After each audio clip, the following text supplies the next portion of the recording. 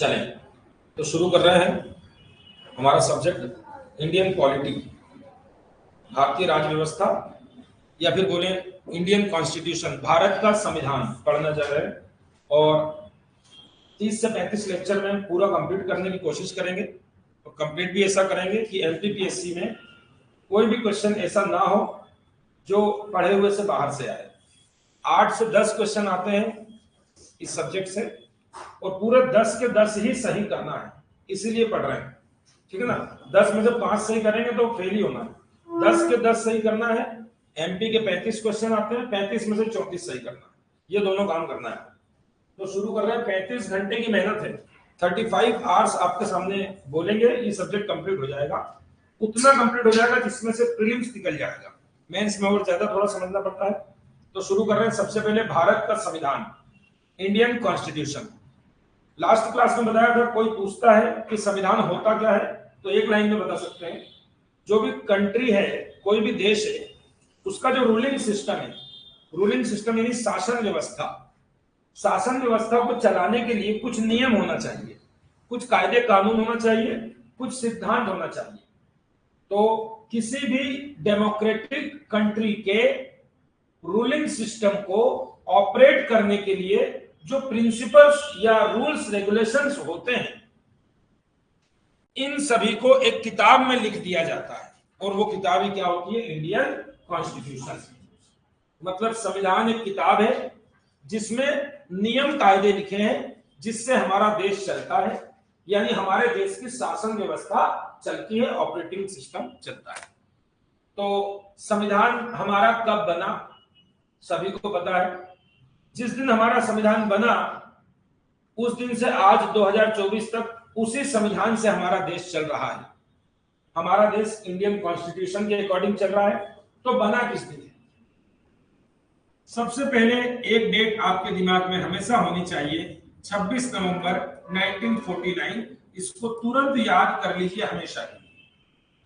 26 नवंबर 1949 इस दिन Indian constitution बनकर तैयार हो गया।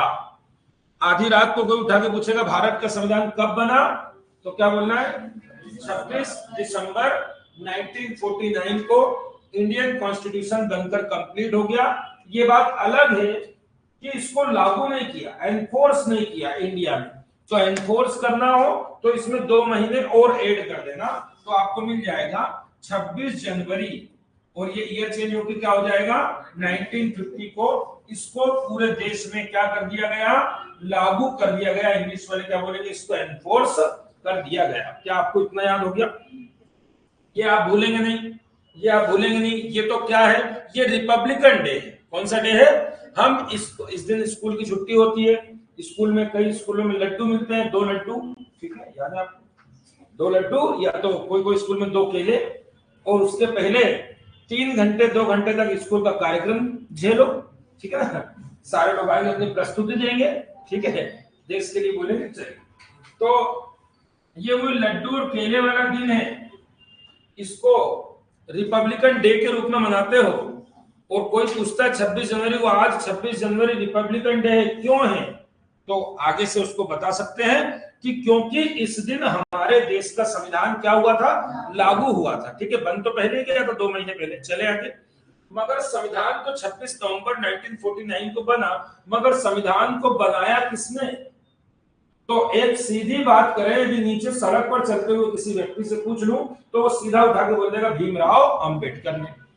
मगर हम पीएससी के स्टूडेंट हैं तो हमको ये मालूम होना चाहिए कि कोई एक व्यक्ति तो बनाएगा नहीं, पूरी एक असेंबली लगी थी। असेंबली मतलब एक कई लोगों का ग्रुप था जिसको संविधान सभा बोलते हैं। अब पूछूंगा कि संविधान किसने बनाया, तो आप बोलेंगे संविधान सभा ने बनाया। क्लियर? किसकी मर्जी से बना, तो आप बोलेंगे जनता की मर्जी से बना, हमारी मर्जी से बना। अभी समझ में आएगा कैसी हमारी मर्जी। तो शुरू करें। देखिए, संविधान सभा ने बनाया, उसमें कई लोग थे, उन सभी लोगों ने मिलकर बनाया। मगर संविधान बनाने के बहुत पहले संविधान 49 में बना और हमको आजादी कब मिली? 1947 में। तो आजादी के बाद बना, उसके पहले हमारे देश का संविधान नहीं था, क्योंकि हमारे यहाँ संविधान की कोई जरूरत नहीं थी। अंग्रेज लोग जब भारत आए थे तो आपको पता है उस समय हमारे यहाँ राजतंत्र था, मोनार्की सिस्टम था, मुगलास थे। तो अंग्रेज जब भारत आए थे तो हमको उसके बाद उन्होंने गुलाम बना लिया, और अब अंग्रेज छोड़कर जा रहे हैं। तो हम ये चाहते हैं कि अंग्रेज हमको आजादी भी दे दें और अब हम राजतंत्र को हमेशा के लिए छोड़ दें और हम लोकतंत्र को अपना लें। और लोकतंत्र को अपनाने के लिए हमको सबसे पहले संविधान बनाना जरूरी है। मगर संविधान बनाए कौन? क्योंकि हमको तो आता ही नहीं है, हमारे देश में पहले संविधान नहीं था। तो हम संविधान बनाने के लिए हम अंग्रेजों से मांग करेंगे। हमारी रिक्वायरमेंट है कि आप लोग प्लीज हमें संविधान बनाकर दो। हम लोग संविधान किससे मांग रहे हैं? अंग्रेजों से मांग रहे हैं। क्यों? क्योंकि हमें उस फील्ड में नॉलेज नहीं। तो हम सबसे पहले कॉन्स्टिट्यूशन की डिमांड रखेंगे। मतलब हम 1947 के बहुत पहले जाएं तो हम 1922 से आपको बता रहे हैं, 1922 से हम आजादी की लड़ाई लड़ रहे हैं कि हमें आजाद कर दो, हमें आजाद कर दो। मगर आजाद करके एकदम ऐसे मत छोड़ देना। क्यों? क्योंकि हमारे पास तो कोई संविधान है नहीं, हम कैसे चलाएंगे अपना कंट्री। तो हमें आजाद भी कर दो और हमारे लिए क्या बना दो? संविधान भी बना दो। मतलब हम संविधान की मांग किससे कर रहे हैं? अंग्रेजों से, कि हमें आजादी भी दे दी जाए और आजादी के साथ साथ भारत के लिए एक संविधान भी बना कर दिया जाए जिससे भारत आने वाले समय में चलेगा। तो सबसे पहले हम शुरू कर रहे हैं, टॉपिक का नाम है इंडियन कॉन्स्टिट्यूशन का फॉर्मेशन। इसका भी फॉर्मेशन पिछली क्लास में हमने एमपी का फॉर्मेशन, तो संविधान बनने जा रहे हैं। तो टॉपिक का नाम है संविधान का निर्माण। पहला टॉपिक सभी लोग क्या लिखेंगे? संविधान का निर्माण। और संविधान के निर्माण में जब मैं अंदर जाऊंगा फॉर्मेशन में, तो पहला सब टॉपिक बनाऊंगा। पहला सब टॉपिक मतलब इसके अंदर जाऊंगा तो सबसे पहले पढ़ूंगा संविधान की मांग। यहां से आपको सुनना है बड़े ध्यान से। संविधान की मांग अभी खत्म होगा 45 मिनट में। संविधान की मांग मतलब डिमांड ऑफ द कॉन्स्टिट्यूशन। हम लोग संविधान की मांग कर रहे हैं। कोई बताएगा किससे मांग कर रहे हैं? अंग्रेजों से। अंग्रेजों से मांग कर रहे हैं हमारे भारतीय नेता लोग कि हमारे लिए संविधान बनाया जाए। तो शुरू हो जाएगी। सबसे पहले एक ईयर आपको सबको बहुत अच्छे से रखना है। सबसे पहले मैं एक ईयर रखवा दूं आपको, 1934। इसको आप कोई नहीं भूलेंगे क्योंकि यहां पर बहुत सारे कंफ्यूजन हो जाते हैं बच्चों को। देखिए सुनाता हूं। 1934 में एक व्यक्ति का नाम बता रहा हूं, ध्यान से सुनेंगे। एमएन रॉय। कौन थे? एमएन रॉय। पूरा नाम मानवेंद्र नाथ रॉय।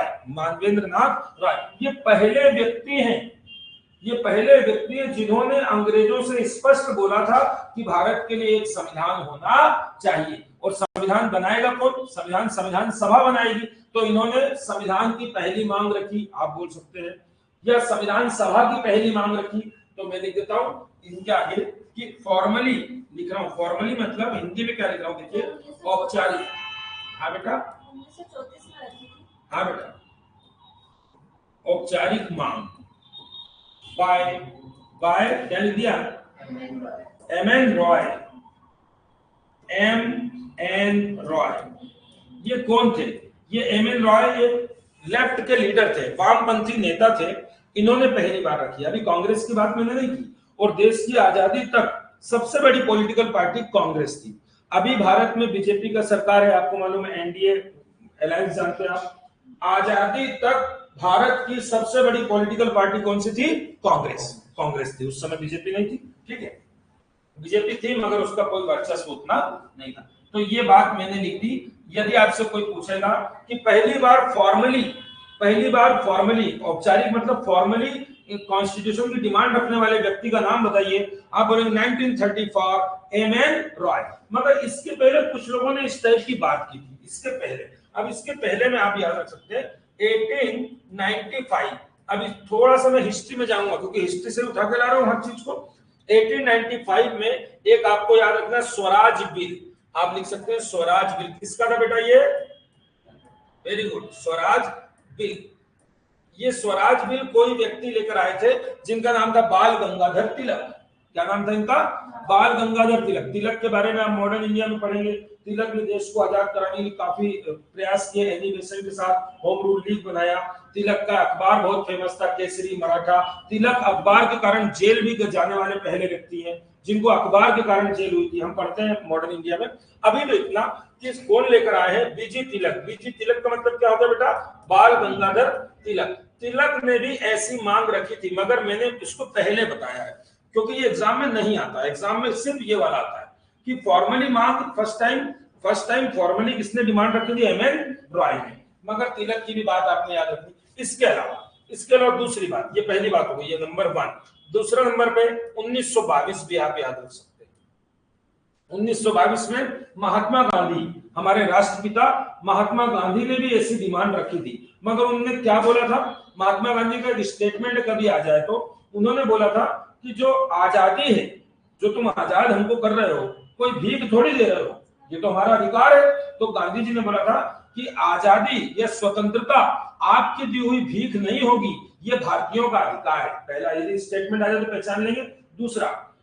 दूसरा कि हम भारतीयों का फ्यूचर, हमारा भविष्य क्या होगा? हम इंडियंस का भविष्य हम खुद तय करेंगे। क्या बोल रहे हैं गांधी जी? हमारा भविष्य हम खुद ही तय करेंगे। समझ गए? मतलब एक ऐसा संविधान बनेगा जो हमारी इच्छा से बनवाओ गया, मगर इच्छा किसकी चलेगी? हमारी। तो गांधी जी क्या बोल रहे हैं कि हम भारतीयों का भविष्य हम खुद तय करेंगे। एक तो ये बोल रहे हैं, और दूसरा जो आजादी आप दे रहे हैं वो भिक्षा नहीं है, वो हमारा अधिकार है। तो मैं लिख देता हूं, महात्मा गांधी ने भी ऐसी मांग रखी है। डायरेक्ट नहीं बोला गांधी जी ने कि हमारे लिए संविधान बनाओ, इसलिए हम इनको इनडायरेक्ट में रख रहे हैं। डायरेक्ट मांग तो एमएन रॉय की। चले आगे, महात्मा गांधी याद हो गया। तीसरे नंबर पे आपको एक चीज और याद रखना है, 1924, और याद आएगा मोतीलाल नेहरू का नाम। किसका नाम? मोतीलाल नेहरू। बेटा इन्होंने भी ऐसी मांग रखी है, मोतीलाल नेहरू। तीनों आप याद रख सकते हैं। सबसे पहले स्वराज बिल के माध्यम से डिमांड आई थी, उसके बाद गांधी जी ने 1922 में भी ऐसी मांग को दोहराया था। उसके बाद एमएन रॉय, मोतीलाल नेहरू। अब बेटा मोतीलाल नेहरू का फैक्ट मैं साइड में लिख रहा हूं, इधर मोतीलाल नेहरू। कभी आपको नॉलेज में बता दूं, देखिए बेटा इनके साथ एक व्यक्ति को मैं जोड़ देता हूं, सीआर दास। कौन थे एक व्यक्ति? सीआर दास। इनकी बड़ी अच्छी बात है, ध्यान से सुनना। मोतीलाल नेहरू और सीआर दास, इन दोनों की जोड़ी है। इन दोनों ने मिलकर एक नई पार्टी बनाई है, कोई नहीं भूलेगा, उसका नाम है स्वराज पार्टी। बोलिए जरा कौन सी पार्टी? कंफ्यूज कोई होगा नहीं, ये स्वराज बिल है वो अलग चीज है, ये स्वराज पार्टी की बात कर रहा हूं ये अलग। चले तो मैं लिखते जाऊं, पहले तो लिख दूं कौन सी पार्टी बनाएंगे तो भूल जाएंगे। Swaraj party, Swaraj party. अब सर स्वराज पार्टी क्यों समझा रहे हैं, अभी समझ में आ जाएगा। अब एक क्वेश्चन आपका हिस्ट्री का तैयार कर दे। भारत में पहली बार स्वराज पार्टी कब बनाई गई? आप बोलेंगे 1923। ऐसे याद रखेंगे, 23 में बनी, 24 में डिमांड कर दी। इधर देख लीजिए आप, इधर से समझ में आ जाएगा, ठीक है। और सबसे बड़ी बात, स्वराज पार्टी की डेट भी पूछ ली जाती है, तो आपको बिल्कुल सिंपल सी डेट है, साल का पहला दिन 1 जनवरी। सभी को अभी के अभी याद करना है, 1 जनवरी 1923 को कौन सी पार्टी बनी थी भारत में? जोर से बोलिए थोड़ा सा। स्वराज पार्टी। किसने बनाई थी? सीआर दास। और अब इसको बोलने का स्टाइल कैसा रखेंगे हमेशा? CR Das and Motilal Nehru. पहला नंबर किसको देंगे? सीआर दास को। दूसरा किसको? मोतीलाल नेहरू। क्यों? क्योंकि आप कोई सी भी किताब पढ़ेंगे उसमें लिखा रहता है 1 जनवरी 1923 को सीआर दास और मोतीलाल नेहरू ने स्वराज पार्टी की स्थापना की। मगर बेटा एमपीपीएससी ने 3 साल पहले क्वेश्चन पूछा, ठीक है, और मैं पिछले 13 सालों से पढ़ा रहा हूं, तो मैं बच्चों को हमेशा बोलता हूं पहले पे सीआर दास, दूसरे पे नेहरू, ठीक है। तो एमपीपीएससी ने क्वेश्चन पूछा स्वराज पार्टी का फाउंडर कौन है? तो ऑप्शन सुनेंगे आप, क्या दिया? ऑप्शन में पहले नंबर दे दिया मोतीलाल नेहरू। जो जल्दी में होते हैं, जिनको जल्दी आना एग्जाम देके, पास ही होना इस बार एनी हाउ, तो वो एनी हाउ में लगा ही देते हैं, मेरे को तो पास होना है, बहुत जल्दी नहीं लगाना, नीचे के ऑप्शन पढ़ना। पहला ऑप्शन मोतीलाल नेहरू दे दिया, कईयों ने लगा दिया।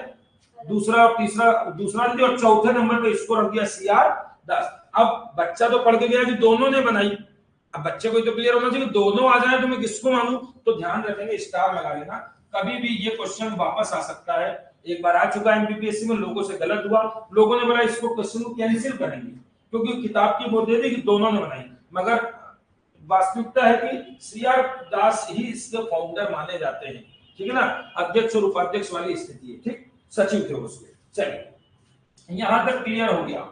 ये मैंने अलग से बता दिया आपको सीआर दास क्यों बताया, आप सुनिए ध्यान से। अब ध्यान से सुनिए, इधर देखिए, ये एक पर्टिकुलर एक पर्सनालिटी, बाल गंगाधर तिलक जो अपनी डिमांड रखते हैं, गांधी जी भी डिमांड रखते हैं और ये भी डिमांड रखते हैं। मगर ये तो सब पर्टिकुलर लोग हैं, ठीक है ना, इंडिविजुअल। यहाँ पर पहली अभी कांग्रेस नहीं आई बेटा, ध्यान रखना, ये लोग कांग्रेस के मंच से नहीं मांग रहे हैं, ये लोग इंडिविजुअल मांग रहे हैं। अभी कांग्रेस को तो अब नींद खुलेगी कि हम भी मांगे, कांग्रेस भी मांगेगी, मगर कांग्रेस से पहले कौन जीत गया? स्वराज पार्टी। इसका मतलब समझ रहे हैं आप? ये तो स्वराज पार्टी से आए हैं ना, इसका मतलब ये कि मैं एक क्वेश्चन बना दूं तो आपको समझ में आ जाए। भारतीय संविधान के लिए पहली मांग रखने वाले व्यक्ति का नाम क्या है? ये व्यक्ति की बात करें। भारतीय संविधान, इंडियन कॉन्स्टिट्यूशन की डिमांड रखने वाली पहली पॉलिटिकल पार्टी का नाम बताइए। समझ गए? क्लियर? कोई डाउट? मतलब कांग्रेस पिछड़ गई, कांग्रेस से पहले कौन ने मांग रख दी? स्वराज पार्टी। अब कांग्रेस रखेगी। चले आगे, यहां तक भी समझ में आ गया। स्वराज पार्टी कब बनी ये याद रखेंगे, 1 जनवरी 1900। ये स्लाइड नंबर 1 में आगे जा रहा हूं, अभी 1934 के पहले का पढ़ लिया, अब आगे चल रहे हैं। मिटा दो बेटा इसको। अब देखिए, अब मैं जा रहा हूं 1935 पे। अब 1935 में हुआ क्या विशेष बात? 1935 में बेटा आपको मालूम होना चाहिए, एक एक्ट आया है, जिसको नहीं मालूम, 1935 में एक एक्ट आया, यानी कानून, जिसका नाम है भारत शासन अधिनियम 1935। अंग्रेजों ने ये इतना बड़ा कानून बनाया, इतनी मोटी सी किताब बना दी, ठीक है। इसमें हमारे देश के बारे में सब कुछ लिखा था कि देश कैसे चलेगा। ध्यान से सुनेंगे, 1935 से लेकर 1947 तक, जब तक आप आजाद नहीं हो जाते तब तक आपके देश में जो भी सिस्टम चल रहा है वो इसी कानून से चल रहा है। तो मैं लिख दूं 1935 का एक्ट आया था। 1935 का क्या आया था? एक्ट आया था। और ये एक्ट के बारे में आपको बता दूं बेटा, जब आप संविधान बनाएंगे ना, तो जितना मोटा आपका संविधान है उसका मैक्सिमम पार्ट आपने यहीं से लिया है। मतलब आपने पूरा संविधान नहीं बनाया। 1935 का जो एक्ट था उसकी पैसे की वैसी फोटोकॉपी रख ली, मतलब आधा काम आसान हो गया, ये बना के पहले ही गए थे, क्योंकि ये भी हमारे देश के लिए बना था कि हमारे देश में रूलिंग सिस्टम कैसा होगा, ठीक है। तो 1935 का एक्ट आया, और एक्ट में ऐसी कोई बात ही नहीं बोली कि हमारे लिए संविधान बनाओगे और कब बनाओगे, आजाद कब करोगे हमारे देश को। तो फिर क्या हुआ बेटा? तो फिर 95 में पहली बार 95 में कांग्रेस आई। कांग्रेस ने संविधान की मांग रखी, संविधान की मांग रखी। कांग्रेस ने पहली बार संविधान की मांग कब रखी? 1935 याद रहेगा क्यों रखी? क्योंकि एक्ट में ऐसा कोई प्रावधान नहीं था। अब चलिए बेटा आगे आ जाइए। अब मैं आपको जो लिखूंगा ये सब एमपीपीसी प्रीलिम्स के फेवरेट क्वेश्चन है, ये फेवरेट क्वेश्चन है जो मैं लिखने जा रहा हूं।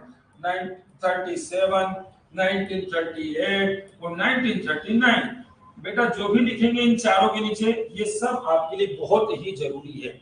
अब ध्यान सुनिए, अब ध्यान से सुनिए बेटा। कांग्रेस बनी कब थी? जिसको नहीं पता, फ्रेशर बच्चों को कुछ नहीं पता होता, इसलिए इनको बताते चलते बेटा। बहुत पहले हमारी एक पार्टी बनी थी 1885 में, कांग्रेस। क्लियर? अब ध्यान से सुनिए, कांग्रेस बनी थी 28 दिसंबर को। जो भी पहली बार पढ़ रहे हैं कांग्रेस की तारीख नहीं भूलेंगे। कांग्रेस कब बनी थी? 28 दिसंबर 1885 को। मिस्टर ए ओ ह्यूम नाम का पर्सनालिटी थे, उन्होंने बनाई थी। अब आगे सुनिए बेटा, 28 के बाद 29 तारीख बची, 30 तारीख और 31 तारीख। 29, 30 और 31 लास्ट के 3 दिन बचे। साल के लास्ट के 3 दिन हर साल कांग्रेस की मीटिंग होती थी। सुनेंगे ध्यान से, हर साल कांग्रेस कब बैठती थी? 29, 30 और 31 को। और हर साल की मीटिंग को बोलते थे अधिवेशन, यानी सेशन की कांग्रेस का। और हर साल अलग अलग बैठती थी पूरे इंडिया में। जैसे सूरत में 1907 में बैठी, फिर कहीं कलकत्ता में बैठी अगले साल, फिर अगले साल बनारस में बैठे। तो कांग्रेस की साल भर में कितनी मीटिंग होती थी? एक मीटिंग होती थी। कौन से दिन होती थी? 29, 30 और 31 दिसंबर को। यहां तक क्लियर? यहां तक क्लियर? तो बेटा हुआ क्या था, कई बार कांग्रेस का शुरू में मजाक भी उड़ाया गया था, आलोचना की गई, क्रिटिसाइज। कैसे? कि भाई साल के 3 दिन मान लो कि इस बार की मीटिंग कलकत्ता में है, तो पूरे भारत से जो कांग्रेस के नेता थे वो ट्रेन भर भर के कलकत्ता आते थे कि मीटिंग है ना। मीटिंग में आके तो बहुत जोश मिलता, अंग्रेजों को निकालो, देश को आजाद। 3 दिन बहुत जोश रहता था। 3 दिन बाद सब अपने अपने घर फिर ठंडे पड़ जाते थे। तो किसी ने बोला था कांग्रेस कुछ और नहीं है, कांग्रेस 3 दिन का तमाशा है। कांग्रेस क्या है? 3 दिन का तमाशा। ये स्टेटमेंट आया हुआ है एमपीपीएससी प्रीलिम्स में, ये बोला है अश्विनी कुमार दत्त ने। जब मैं आपको कांग्रेस पढ़ाऊंगा तब आपको स्टेटमेंट याद कराएंगे, तब एक स्टेटमेंट यही आएगा कि कांग्रेस 3 दिन का तमाशा है, ऐसा किसने बोला? आप उत्तर देंगे अश्विनी कुमार दत्त, एक व्यक्ति है, हम उसको याद भी ऐसे करते, 3 दिन बोला तो 3 नाम, अश्विनी कुमार दत्त। और देखिए एक और स्टेटमेंट सुना देते हैं आपको ना। एक व्यक्ति ने बोला था कि साल में एक बार तो बहुत जोश में आते हो, फिर ठंडे पड़ जाते हो, तो उन्होंने बोला था यदि मेंढक की तरह साल में एक बार टर टर करेंगे, मेंढक साल में एक बार टर टर करता है, मेंढक की तरह एक बार साल में टर्राएंगे तो हमारे देश का कुछ भी होने वाला नहीं, आजादी मिलने वाली, ऐसा बोला था बाल गंगाधर तिलक ने। तिलक ने मेंढक वाला स्टेटमेंट दिया था और अश्विनी कुमार दत्त ने 3 दिन का तमाशा। ये तो मैंने आपको एक्स्ट्रा में बता दिया कि 3 दिन का तमाशा। अब ध्यान दीजिए, अब ध्यान दीजिए बेटा, हर साल मीटिंग होगी, तो शुरू कर रहा हूं। ये वाली मीटिंग हुई लखनऊ में, अब आपको यहां से याद करना है, ये लखनऊ में हुई, ये वाली फैजपुर में हुई,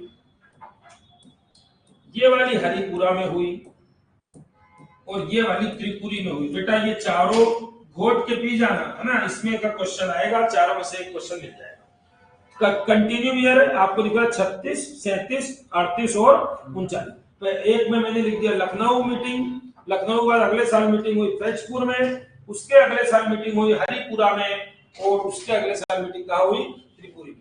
अब बेटा बोर्ड पे देखिए, जो जो मैं लिखूंगा बहुत इंपॉर्टेंट है, देखना सबसे मेन क्वेश्चन, सबसे ज्यादा पूछा जाने वाला कि बताइए ये त्रिपुरी कहाँ है?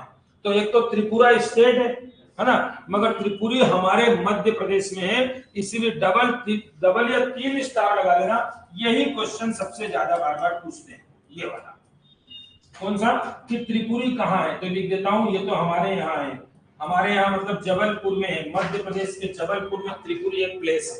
देखिए आप पिछले 6 साल 7 साल का प्रीलिम्स का पेपर लगाइए तो आपको सब दिखेगा। एक साल ये पूछा था कि त्रिपुरी कहाँ है, दूसरे साल ये पूछ लिया 1938 का हरिपुरा अधिवेशन हुआ था, बताइए ये हरिपुरा कहाँ है? तो ये उत्तर लगाएंगे गुजरात में है, सबका लिख लीजिए, हरिपुरा गुजरात में है। ये दूसरी बात।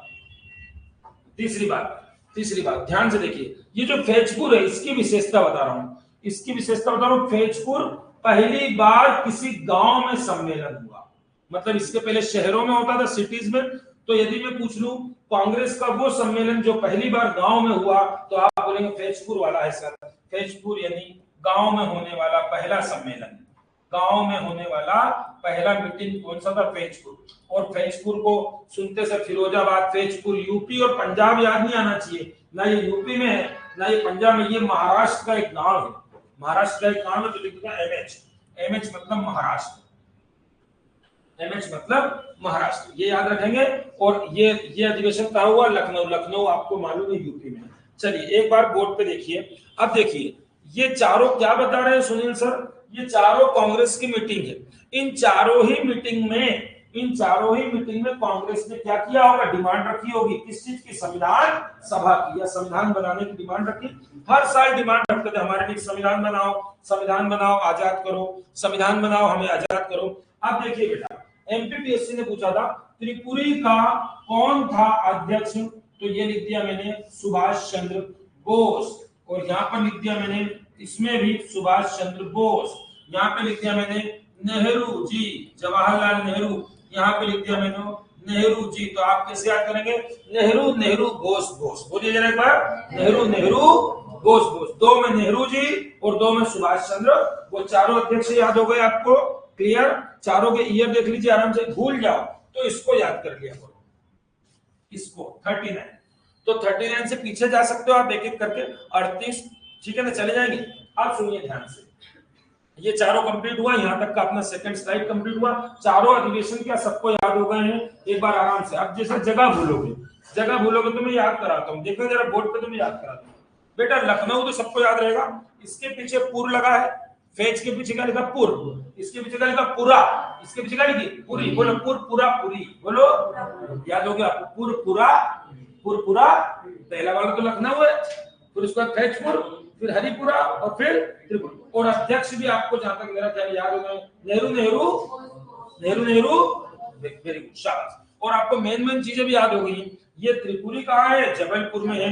हरिपुरा कहाँ है? गुजरात में है। और ये आपको मालूम महाराष्ट्र में, और विशेषता क्या? गांव में होने वाला यहाँ तक क्लियर सबको? मैं आपको दिखा रहा हूँ बेटा तब से कि हम लोग अंग्रेजों से मांगे जा रहे हैं, क्या वो दे भी रहे हैं हमको? नहीं।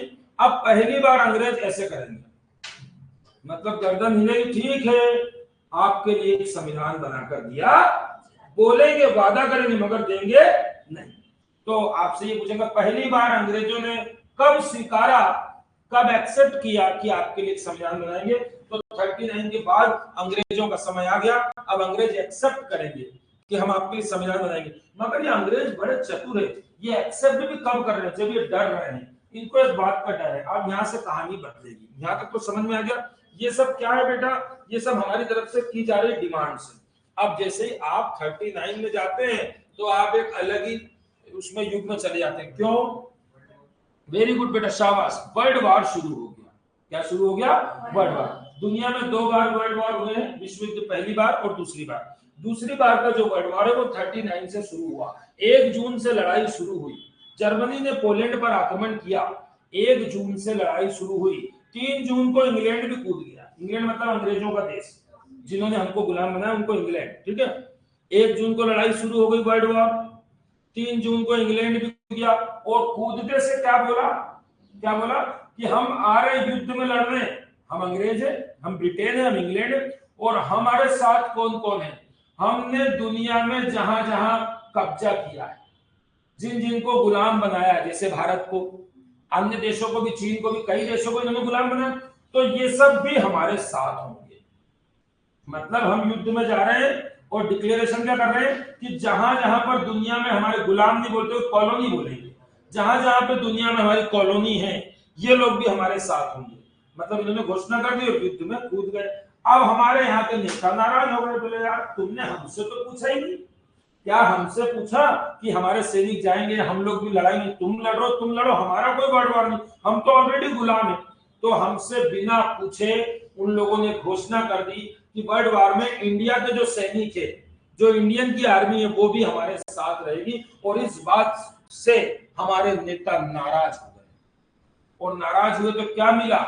नाराज हुए तो एक साथ कई सारे नेताओं ने रिजाइन दिए। कौन से नेताओं ने? ध्यान से देखिए। क्या आपको पता है कि 1935 में कानून आया था, एक्ट, याद है आपको? और इस एक्ट के तहत मैं आपको क्वेश्चन करूंगा, लास्ट ईयर एमपीपीएससी में आया कि इस एक्ट के तहत लास्ट चुनाव कब हुआ? एमपीपीएससी प्रीलिम्स का क्वेश्चन पे बात कर रहा हूं मैं कि 35 के एक्ट पर लास्ट चुनाव कब हुआ। मैं आपको बता रहा हूं 35 के एक्ट पर पहला चुनाव हुआ 1937। कभी कोई क्वेश्चन आ जाए, 1935 का जो एक्ट आया था, उस एक्ट के अकॉर्डिंग भारत में पहली बार इलेक्शन कब हुए? 1930। चले आगे, ध्यान से सुनिए। 1937 में 11 जो प्रांत थे भारत में, 11 स्टेट, उसमें मैक्सिमम स्टेट में कांग्रेस जीत गई और कांग्रेस ने सब जगह सरकार बना ली, सब जगह उसके सरकार बन गई। 8 प्रांतों में तो पूरा बहुमत लेके आई। 11 में से 8 स्टेट में कांग्रेस जीत गई। तो उन सभी नेताओं ने क्या कर दिया? उन सभी नेताओं ने त्याग पत्र दे दिया। तो मैं लिख रहा हूं अब त्याग पत्र। गुस्सा हो गए ना? क्यों गुस्सा हो गए? कोई बता सकता है नेता? क्योंकि हमसे बिना पूछे हमको किसमें शामिल कर लिया? वर्ल्ड वॉर में शामिल कर लिया। तो हमारे सारे कांग्रेस के नेता गुस्सा हुए और उन्होंने क्या किया बेटा?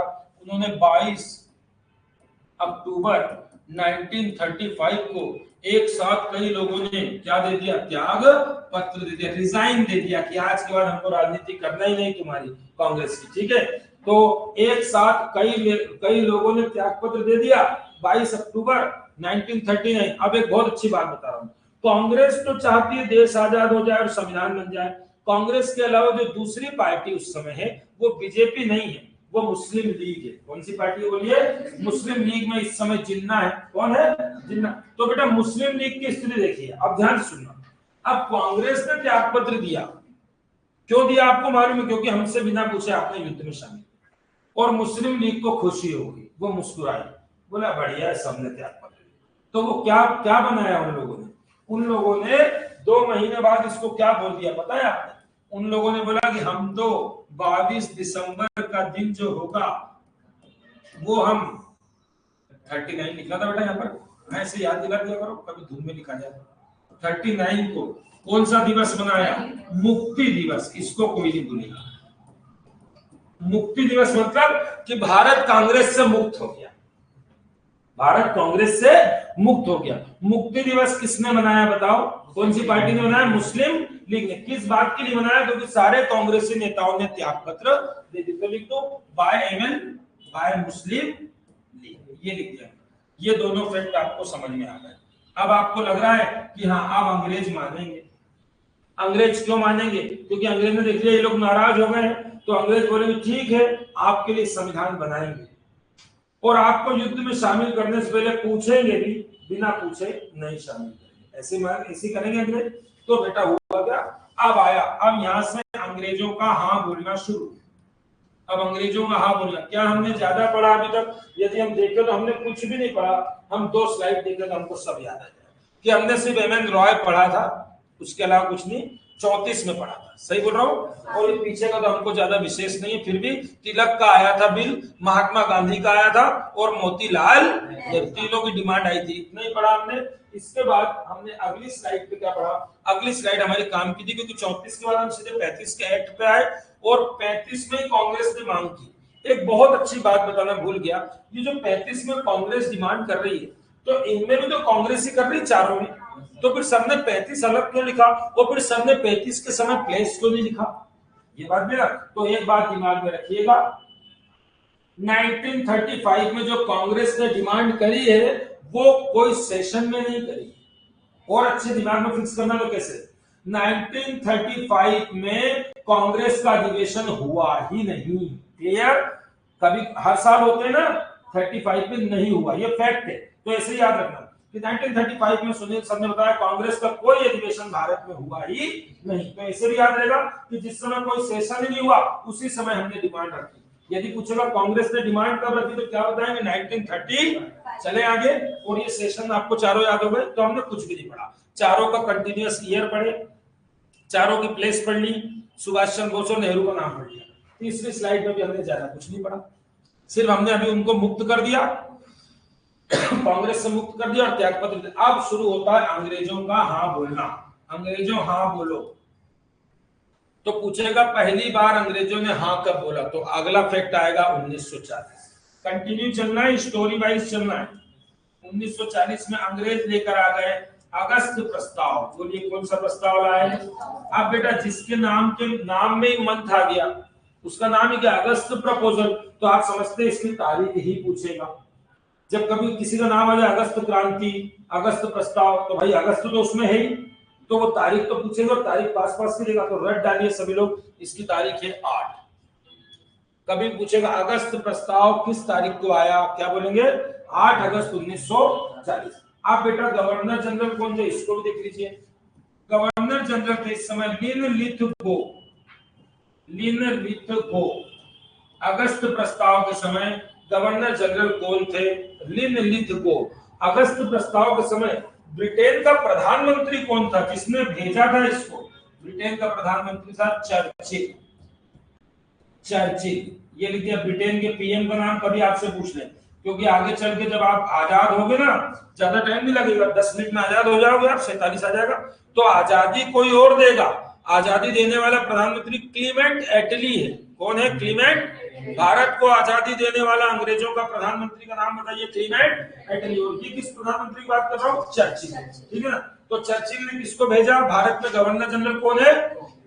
लिनलिथगो। भारत में गवर्नर जनरल कौन है? लिनलिथगो। और लिनलिथगो कौन सा प्रपोजल लेके आया है?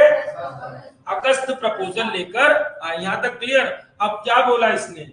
आपसे क्या बोला? कुछ तो बोला होगा इसने। देखो मैं ऐसे ही बताऊंगा। इसने बोला कि अब एक युद्ध की सलाहकार परिषद बनेगी, युद्ध की एडवाइजरी काउंसिल बनेगी, वॉर की, वॉर एडवाइजरी काउंसिल की। जब भी आप कुछ होगा ऐसा तो हम आपसे पूछेंगे। तो एक बात तो हमको अच्छी लगी कि युद्ध की सलाहकार परिषद बनेगी। दूसरा ये लिख देता है इसकी रिकमेंडेशन। वैसे प्री में नहीं आएगा कुछ भी, मेंस में लिखना पड़ता है, फिर भी छोटा छोटे 2 रिकमेंडेशन 3 खासकर होता है। युद्ध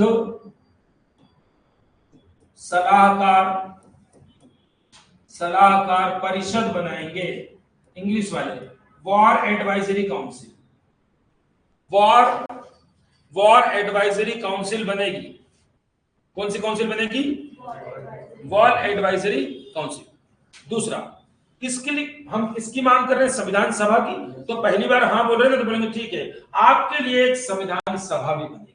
तो लिखना है संविधान सभा भी बनेगी। हाँ तो बोला कम से कम पहली बार संविधान सभा भी बनेगी, मतलब पहली बार संविधान सभा के लिए अंग्रेजों ने हाँ कब कहा? 1940 के अगस्त प्रस्ताव में। 1940 के अगस्त प्रस्ताव। मगर एक बात बताओ, इसमें क्वेश्चन मार्क क्या है? अभी नहीं बनेगी, अभी तो पहले चलो लड़ाई करने, पहले युद्ध में साथ दे दो, युद्ध समाप्त हो जाएगा तो हम आपको आजाद भी कर देंगे, और युद्ध समाप्त होगा तो आपके लिए असेंबली भी बना देंगे। मगर वो तो युद्ध के बाद की बात कर रहे हो, हम तो अभी मांग रहे हैं, अभी हमको कुछ दो, ठीक है ना? तो चलिए तीसरा, अब आपको औपनिवेशिक, अब आपको एक नया शब्द मिलेगा, औपनिवेशिक स्वराज दिया जाएगा। अब इसको इंग्लिश में कैसे बोल दूं? ध्यान देना बेटा, इन्होंने बोला आपको आजादी तो मिलेगी मगर आप पूरी तरह आजाद नहीं होंगे, मतलब आधा अधूरा आजाद करना चाह रहे हैं, और जब आधा अधूरा आजाद करो तो उसको बोलते डोमिनियन स्टेट। हाँ बेटा, इंग्लिश में डोमिनियन स्टेट।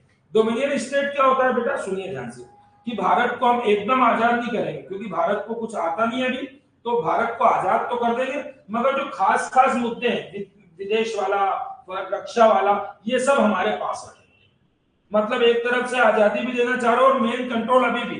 हमने बोला नहीं भैया, देना हो तो पूरी आजादी दो, फिर हमारे देश में झांक कर देखना भी मत। तो इस बात से लेकर कौन नाराज हो गया? ये इंग्लिश में लिख दो पहले, डोमिनियन स्टेट की बात कर रहा है, ये डोमिनियन स्टेट की बात कर रहा है कि जब भी आजाद हो जाओगे हम आपको डोमिनियन स्टेट का दर्जा देंगे। हमने बोला ये क्या होता है? हम आपको आजाद तो करेंगे मगर कुछ खास खास जो सब्जेक्ट्स हैं वो हमारे अंडर में रहेंगे। तो अब कांग्रेस तो नाराज, इस बात से कौन नाराज हुआ? कांग्रेस। कांग्रेस ने बोला वाह, हम पूरी आजादी की बात करते हैं और तुम डोमिनियन स्टेट की बात करते हो, हमको तुम्हारे अगस्त प्रस्ताव से कोई मतलब। तो अगस्त प्रस्ताव पास हुआ कि फेल हो गया? फेल हो गया, हमने उसकी नहीं मानी। लिखने की तो जरूरत नहीं है कि कांग्रेस में कौन दो लोग हैं हमारे पास, कांग्रेस और मुस्लिम लीग है। तो कांग्रेस को पसंद आया क्या? नहीं। कांग्रेस को क्यों पसंद नहीं आया कोई बताएगा? क्योंकि कांग्रेस पूरा स्वराज चाहती थी। कांग्रेस क्या चाहती थी? पूर्ण स्वराज। क्या चाहती थी? पूर्ण स्वराज। पूर्ण स्वराज का प्रस्ताव पारित कर चुकी है, वो अपना उद्देश्य बना चुकी है कि जब भी आजाद होंगे पूरी तरह आजाद होंगे, औपनिवेशिक शासन नहीं चाहिए, डोमिनियन स्टेट नहीं चाहिए। अब मुस्लिम लीग की कहानी सुनो। मुस्लिम लीग से बोला तुमको पसंद आया अगस्त प्रस्ताव? बोले हमको तो बिल्कुल नहीं आया। क्यों?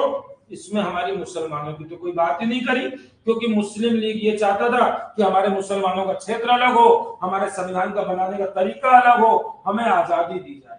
तो मुस्लिम लीग तो सीधा सीधा एक नया देश चाहता था, पाकिस्तान बनाओ। जब तक पाकिस्तान की बात नहीं करोगे वो संतुष्ट नहीं होगा। तो उसने बोला हमारे लिए अलग देश की तो कोई बात ही नहीं हुई, अलग देश की बात नहीं करी। वो चाहते थे देश अलग हो, हमारा संविधान अलग हो, हम मुस्लिम एरिया के लिए अलग संविधान बनाए और एक नया देश बनाए जिसका नाम पाकिस्तान हो। तो पाकिस्तान की मांग भी चल रही है। क्या पाकिस्तान अभी बनाए? नहीं। क्या अंग्रेजों ने हाँ बोला पाकिस्तान के लिए? अभी नहीं बोला, ठीक है ना, लास्ट में। चलो यहां तक क्लियर। अब मुझको दो बातों का जवाब दीजिए। पहली बार ब्रिटिश गवर्नमेंट ने कब स्वीकार किया? कब स्वीकार किया? 1940 के कौन से प्रस्ताव में? अगस्त प्रस्ताव किस तारीख को आया? गवर्नर जनरल लिंकन को, British prime minister Churchill. Clear? ये रिकमेंडेशन की जरूरत नहीं, यदि इतना लिख दिया तो मेंस निकल जाएगा। मेंस में इतना लिखना पड़ता है, मेंस में 3 नंबर में आएगा ना अगस्त प्रपोजल, तो इतना 2 लाइन में लिख देंगे। सलाहकार परिषद बनेगी, संविधान सभा भारतीयों द्वारा बनेगी और औपनिवेशिक स्टेट। चलें आगे। अब क्या होगा बेटा? अब अगस्त प्रस्ताव के आगे लगा दो सील कि सर ये तो फेल हो गया, अब आगे बताओ क्या होगा। अब ये फेल होगा तो अब फिर हमारे बारी आ जाएगी। ये फेल हुआ, अगस्त प्रस्ताव फेल हो गया। अब हम क्या करें? अंग्रेजों ने तो हमारी बात मानी मगर हमको पसंद नहीं। अब ध्यान से सुनेंगे, एक चीज और बताना थी, वो दिमाग से निकल जाएगा तो छूट जाएगा, इसका ध्यान रखेंगे। ध्यान देना मेरी बात पर। ये जो 39 था, इसी समय सुभाष चंद्र बोस और गांधी जी में मनमुटाव हो गया। सुभाष चंद्र बोस को बेटा की तरह ही मानते थे मगर उस समय मनमुटाव हो गया। अध्यक्ष कौन है बेटा? सुभाष चंद्र बोस। और बोस बोलते थे कि आजादी के लिए इस बार लड़ाई शुरू कर दो, बड़ी लड़ाई। और गांधी जी के पास मिलने गए और गांधी जी के साथ चाय पी और गांधी जी से सुभाष जी क्या बोले, बोस बोले कि मैं चाहता हूं कि एक जोरदार मूवमेंट हो जाए, बड़ा आंदोलन हो जाए और देश आजाद हो जाए।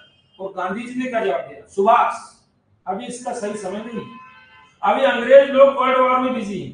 कहां बिजी है, वर्ल्ड वॉर, वो हमारी डिमांड्स पर ध्यान नहीं देंगे। गांधी जी का ये कहना था। और फिर सुभाष चंद्र बोस नाराज हो गए, बोले क्या चाहते हो गांधी जी आप। गांधी जी बोले वर्ल्ड वॉर की वजह से हम कोई बड़ा आंदोलन शुरू नहीं कर सकते। और सुभाष चंद्र बोस का कहना था नहीं, यही बात तुमने फर्स्ट वर्ल्ड वॉर के समय भी बोली। फर्स्ट वर्ल्ड वॉर जब हुआ था तो गांधी जी ने खुद नहीं भारत के लड़कों को पकड़ पकड़ के भर्ती करा दिया था आर्मी में कि जाओ लड़ो। मतलब उस समय क्या था, बाघ अच्छे हैं, मतलब अंग्रेज अच्छे हैं, अभी तो लड़ो, ठीक है ना। तो उस समय गांधी जी ने अपने भारतीय नौजवानों को क्या बोला था कि ज्यादा से ज्यादा लोग आर्मी में जाओ और वर्ल्ड वॉर में साथ दो। तो सुभाष चंद्र बोस ने पलट के बोल दिया कि यही बात तो आपने वर्ल्ड वॉर फर्स्ट के टाइम बोली हो कि भाई वर्ल्ड वॉर हो जाए उसके बाद आजादी मिलेगी। मिली क्या, नहीं मिली। कितने साल हो गए वर्ल्ड वॉर फर्स्ट को हुए, 1919, ठीक है। तो गांधी जी और सुभाष चंद्र बोस में मनमुटाव हुआ और सुभाष चंद्र बोस ने बोला ठीक है मैं मेरे तरीके से देश को आजाद करा लूंगा। अब उन्होंने अपना वाली बता दी। तो गांधी जी ने बोला ठीक है सुभाष तू तेरे तरीके से आजाद करा ले, मैं मेरे तरीके से आजाद करा लेता हूं। सुभाष चंद्र बोस चाय पी के उठे, गुस्सा हुए और जब बाहर जाने लगे तो गांधी जी ने फिर कहा अरे सुन सुभाष, तेरे तरीके से देश आजाद हो गया तो सबसे पहली बधाई भी मैं ही तुझको दूंगा।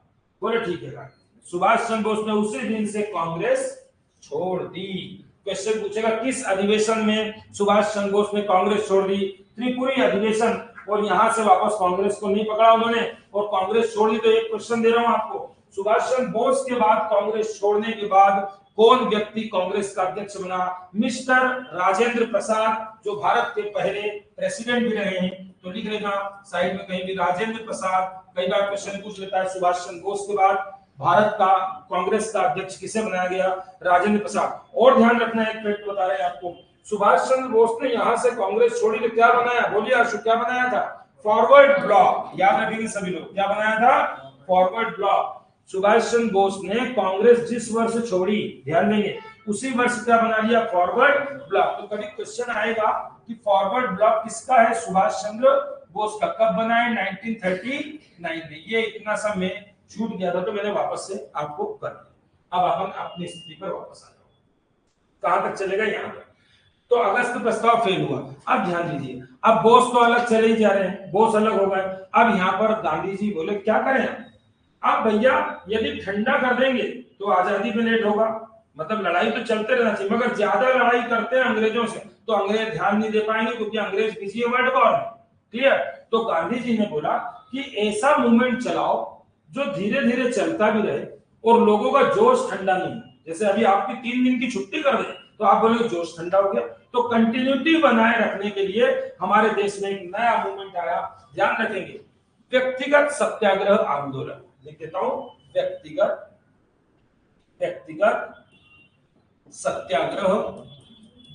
सत्याग्रह मूवमेंट आंदोलन। कोई पूछेगा अगस्त प्रस्ताव के फेल होने, कंटिन्यूटी में रखना, सब एक दूसरे के कारण से हुए। अगस्त फेल हुआ तो हमने सोचा कि अब क्या करें, तो अब कंटिन्यूटी बनाए रखने के लिए, निरंतरता बनाए रखने के लिए हमने एक नया, गांधी जी ने एक नया कॉन्सेप्ट दिया, एक काम करो, इंडिविजुअल सत्याग्रह शुरू करो।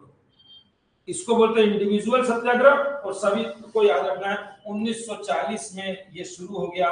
17 अक्टूबर के दिन 1940 को व्यक्तिगत सत्याग्रह शुरू हुआ। पावनार आश्रम से शुरू हुआ, लिखते जाना, पावनार आश्रम से शुरू हुआ।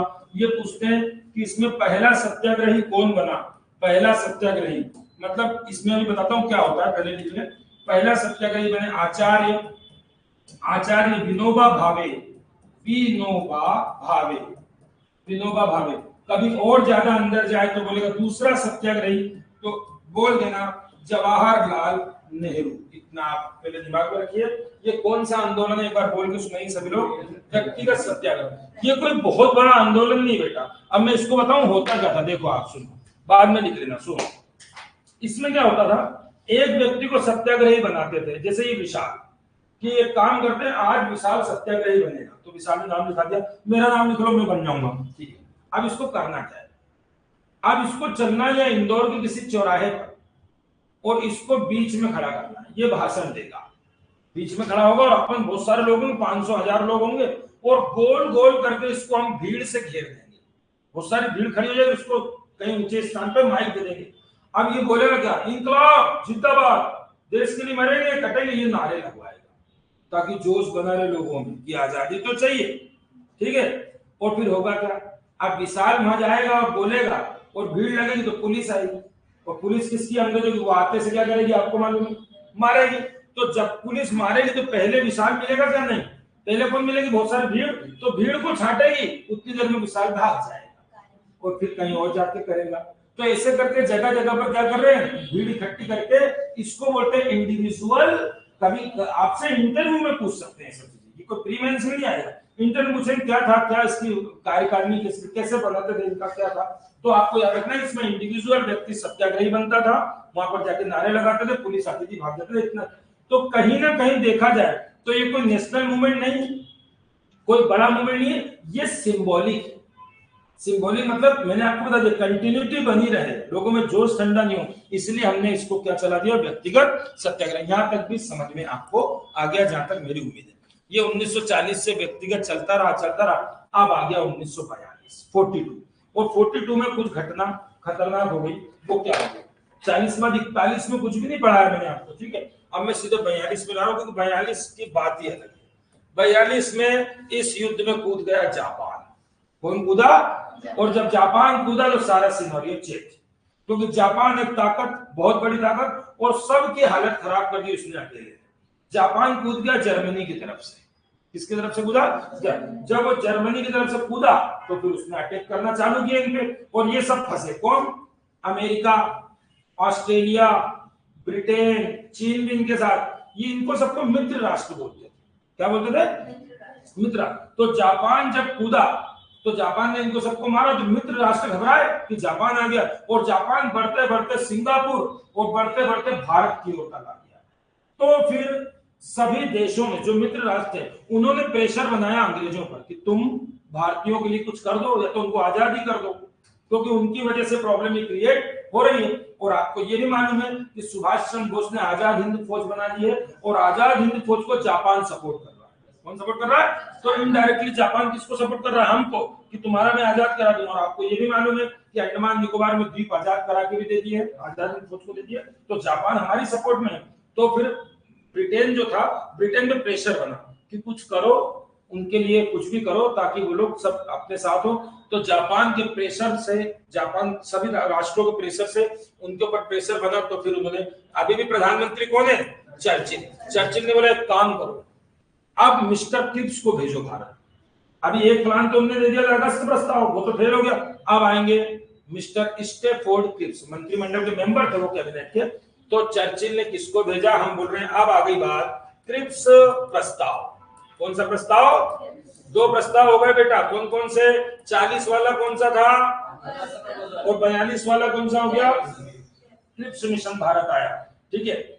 क्रिप्स प्रस्ताव आया, और क्रिप्स प्रस्ताव में फिर वही पुरानी घिसी-पिटी बातें कि ठीक है, सबसे पहला तो आपको संविधान बना कर देंगे एक।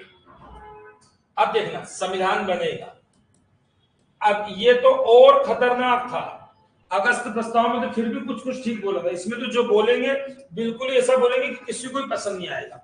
संविधान बना देंगे, मगर ये जो प्रांत है, प्रांत मतलब स्टेट, ये स्टेट चाहे तो इस संविधान को अपनाए, चाहे तो अपना अलग बना ले। अरे यार तुम तो भारत के टुकड़े कर रहे हो भाई।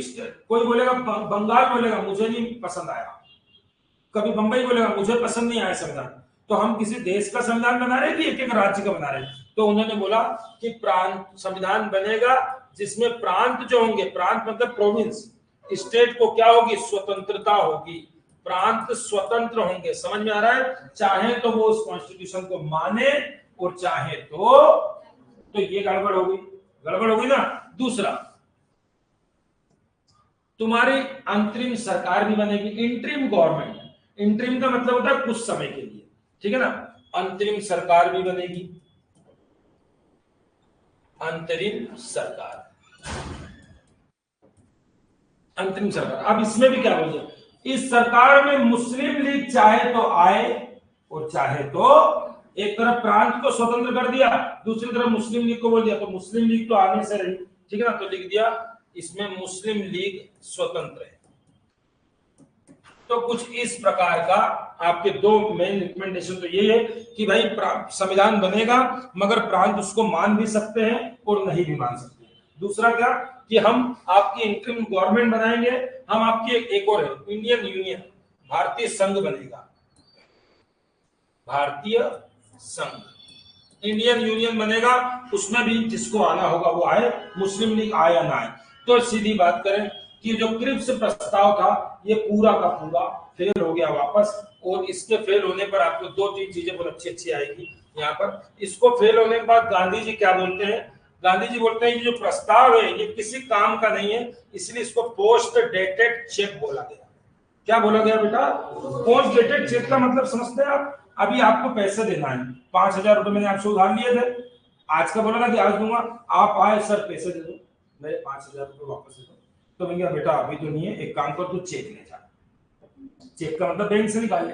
अब आपको मैंने चेक दे दिया और आपने जैसे चेक पे देखा तारीख मैंने लिख दी 2026 कि अब तो अगले साल निकालना, तो आप क्या बोलोगे, पैसे की जरूरत आज है, रूम रेंट मुझको आज देना है, और तुम पैसे चेक कब का दे रहे हो, तो इसको बोलते हैं बाद की तारीख का चेक, पोस्ट डेटेड चेक, समझ गए तो गांधी जी ने क्या बोला, इसको पोस्ट डेटेड चेक। की क्वेश्चन पूछेगा कि बताइए किस प्रपोजल के लिए, किस प्रस्ताव को बाद की तारीख का चेक कहा जाता है, किस प्रस्ताव को, क्रिप्स प्रपोजल को पोस्ट डेटेड चेक किसने कहा है, मिस्टर महात्मा गांधी ने। तो ये हो गया महात्मा गांधी का स्टेटमेंट, ये याद रखेंगे। अब आ गया है सबको गुस्सा, और सबसे ज्यादा गुस्सा आया है महात्मा गांधी जी को, जो कि बहुत कम आता है। महात्मा गांधी जी ने बोल दिया कि अब मेरी मांग नहीं सुनोगे, और कांग्रेस को भी डांट दिया, कांग्रेस यदि मेरा समर्थन नहीं करेगी तो मैं कांग्रेस से भी बड़ा पहाड़ खड़ा कर दूंगा इस भारत की बालू से। ये महात्मा गांधी का कथन है कि अब मैं एक इतना बड़ा आंदोलन चलाने जा रहा हूं जो भारत का सबसे बड़ा आंदोलन होगा, और किसके गुस्से में, क्रिप्स के। भाई अगस्त प्रस्ताव के बाद क्या आया, इंडिविजुअल, और क्रिप्स फेल हुआ तो अब आएगा क्विट इंडिया मूवमेंट। क्या आएगा, भारत का सबसे बड़ा मूवमेंट आ गया भारत छोड़ो आंदोलन, गांधी जी लेके आ गए, लिख देते हैं। अब आ गया क्रिप्स फेल हुआ, लिख देते हैं क्रिप्स जो था वो फेल हुआ। ये क्वेश्चन ऐसा आता है कि क्रिप्स के फेल हो जाने के बाद, क्रिप्स मिशन के फेल हो जाने के बाद भारत में कौन सा मूवमेंट आया, क्विट इंडिया मूवमेंट। याद है आपको सबको, तो लिख देता हूं फटाफट, भारत छोड़ो आंदोलन। क्या यही आया था पिछली बार 9 अगस्त, याद आ रहा है, भूल गए, देखते जाओ इसके लिए क्या क्या बता रहा हूं, सुनो। वर्धा में मीटिंग हुई थी,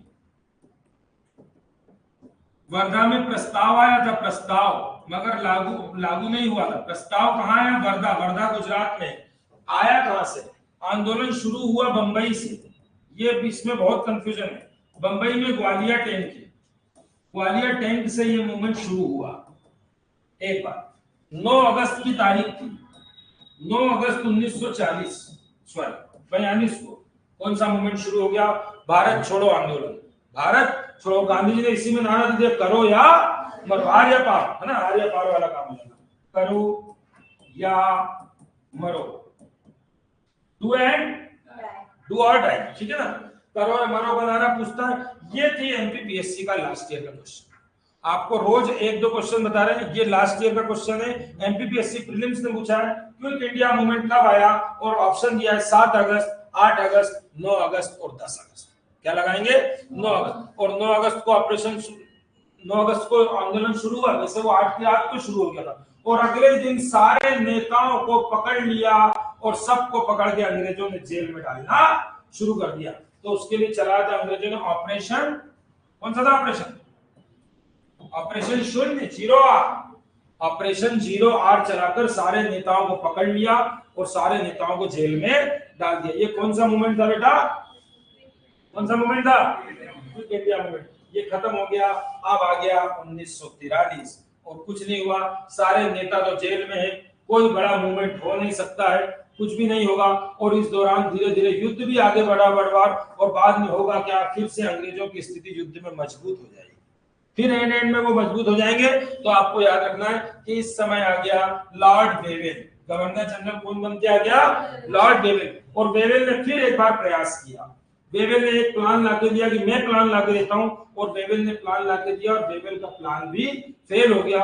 और वेवेल के प्लान के बाद हमको आजादी मिलने की स्थिति पर आ जाएंगे। तो ठीक है, ये इतने पे मैं उसको रोक देना बेटा। कल याद दिला देना सर 43 वेवेल से आपको पढ़ाना। यहाँ तक का 1 मिनट में, सिर्फ 1 मिनट में आप बताओगे आपने इतनी देर में पढ़ा था, आपने इतनी देर में क्या पढ़ा, जल्दी से देख लो एक बार। क्या पढ़ा बेटा? सबसे पहले भारत का संविधान कब लागू हुआ, बोलते जाइए। 26 नवंबर 1949। और बता दो, इसी को विधि दिवस बोलते हैं। कौन सा दिवस? क्योंकि संविधान हमारे देश की सबसे बड़ी विधि है, और विधि का मतलब कानून होता है। किसी भी देश का सबसे बड़ा कानून क्या है? उस देश का संविधान। तो इसीलिए इसको 26 नवंबर को विधि दिवस के रूप में मनाया जाता है। कोई पूछेगा क्यों मनाया जाता है, तो बोले क्योंकि इस दिन हमारा संविधान बनकर तैयार हुआ था। स्लाइड नंबर 2 में आपने क्या पढ़ा? पहली मांग एमएन रॉय के द्वारा। उसके पहले कौन कौन थे? तिलक, महात्मा गांधी और मोतीलाल नेहरू। तिलक का स्वराज बिल, गांधी जी का वो स्टेटमेंट भिक्षा वाला, और मोतीलाल नेहरू स्वराज पार्टी की तरफ से आए। स्वराज पार्टी बनी का भी 1 जनवरी 1900, और बनाई किसने भी? चितरंजन दास, याद रहेगा। उसके बाद हमारी 35 में कांग्रेस मांग करेगी, और 36 से 39 तक कंटिन्यू अधिवेशन याद है सबको। चलिए, जैसे 39 में जाएंगे 40 में पहली बार अंग्रेज हाँ बोलेंगे। कौन से प्रस्ताव से बोलेंगे? अगस्त प्रस्ताव से बोलेंगे। लिंग गो को नहीं भूलेंगे। अगस्त प्रस्ताव की तारीख नहीं भूल सकते क्योंकि नाम ही उसका है ना। तो 8 अगस्त, और ऐसे याद रखेंगे अगस्त प्रस्ताव 8 तारीख का है, और क्विट इंडिया मूवमेंट 9 तारीख का है। वो 9 अगस्त बेटा, ठीक है। चर्चिल पीएम है, ये भी आपको याद हो गया। ये मत भूल जाना 39 में क्या पता, इसको भूल, ये कब भी इससे मतलब नहीं। कभी भी ध्यान रखें, कोई सी भी चीज में दिवस आ जाए कि मुक्ति दिवस, शोक दिवस, तो डेट, तो यहाँ पर किसकी इंपॉर्टेंस समझ गए?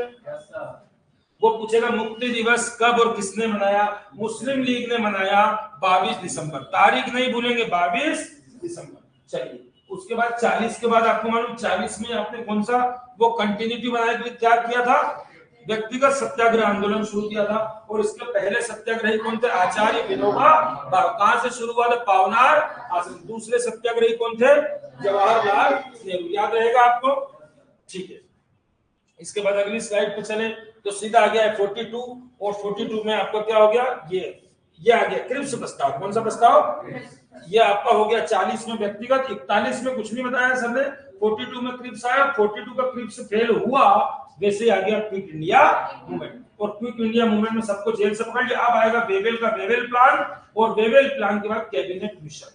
2 चीजें बची, वेवेल प्लान और कैबिनेट मिशन आया कि संविधान बन गया। तो कल की क्लास में पूरा संविधान बन भी जाएगा। कैबिनेट मिशन ने कैसे संविधान बनाया, हमारे संविधान में क्या क्या विशेषता, ये सब कल ही कंप्लीट होगा। परसों से संविधान के अंदर चले जाएंगे, आर्टिकल 1, आर्टिकल 2, आर्टिकल 3 ऐसे करके आगे बढ़ेंगे। ठीक है, आज के लिए इतना काफी है। जय हिंद, जय भारत। वेलकम बेटा।